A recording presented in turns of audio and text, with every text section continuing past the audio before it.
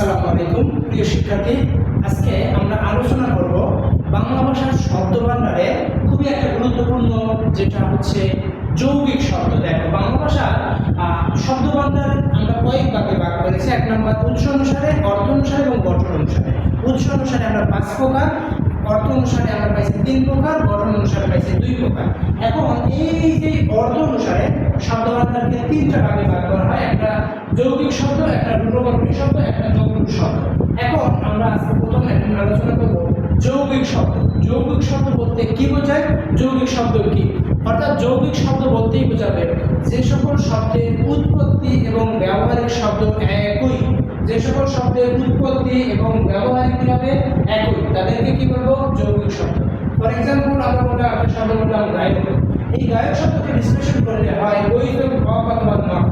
এর উৎপত্তি বা উৎপত্তি কি হয়? যে গান করে। ব্যবহারিক অর্থ আমরা কি জানি? গায়ক কি? যে গান করে, অবশ্যই তাকে গায়ক বলে। ঠিক তেমনিভাবে আমরা বললাম দৈহিত্য।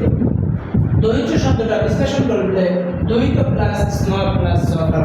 তাহলে এই শব্দের উৎপত্তি হয় মেয়ের কন্যা, নাতি বা নাতনি। আমরা দৈহিত্য বলতে নাতি বা নাতনিকেই ব্যবহার করে থাকি, তাই কি না? তাহলে আমরা যৌগিক শব্দ চিনব কিভাবে? উৎপত্তি এবং ব্যবহারিক শব্দ যদি একই হয় তাদের বলবো যৌগিক শব্দ। আমরা যৌগিক শব্দ মনে রাখার উপায়টি একটু দেখে নিব। যৌগিক শব্দ মনে রাখার উপায় মনে রাখবা, গায়ক তার দৈহিত্রকে মিতালির সাথে নিয়ে মধুর সুরে গান গেয়ে বাবুয়ানার কর্তব্য পালন করে চিকা মারা হয়ে গেল। পরে পাগলামি করতে করতে গোলাপির সাথে বা গোলাপি ফুলের সাথে চালকের মতো ভাব নিয়ে পক্ষীদের পিচ্ছিহীন করে দিল।